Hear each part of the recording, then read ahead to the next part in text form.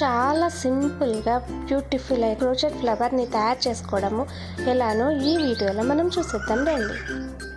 Slip నాట్తో start చేసి foundation chain 10 chains వేస్తాము. తర్వాత ఫస్ట్ చైన్ లీవ్ చేసి సెకండ్ చైన్లో నుండి మనము ఫస్ట్ రో స్టార్ట్ చేసి డబుల్ క్రోచెట్ వేస్తాం కదా. ఫస్ట్ చైన్లో 3 టైమ్స్ డబుల్ క్రోచెట్ వేయాలి. అలానే ఎవ్రీ చైన్లో 3 టైమ్స్ డబుల్ క్రోచెట్ వేసుకుంటూ, అంటే ఒక చైన్కి 3 డబుల్ క్రోచెట్, అలాగా మనము 10 చైన్స్కి 30 డబుల్ క్రోచెట్ వచ్చేలాగా ఫస్ట్ రో మొత్తము మనము కంప్లీట్ చేసి లాస్ట్ చైన్లో double crochet, half double crochet and single crochet వేసి మనము రో ఫినిష్ చేసి యార్న్ని కట్ చేసి ముడి వేసేస్తాము. అప్పుడు రౌండ్ తిరుగుతూ ఒక ఫ్లవర్ షేప్లో వస్తుందన్నమాట.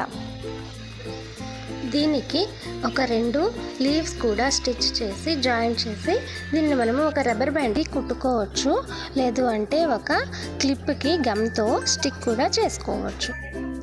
ఇలాంటివే మరిన్ని హెయిర్ యాక్సెసరీస్ డిజైన్స్ కోసము మన ఛానల్ని సబ్స్క్రైబ్ చేయండి, వీడియోని లైక్ చేయండి.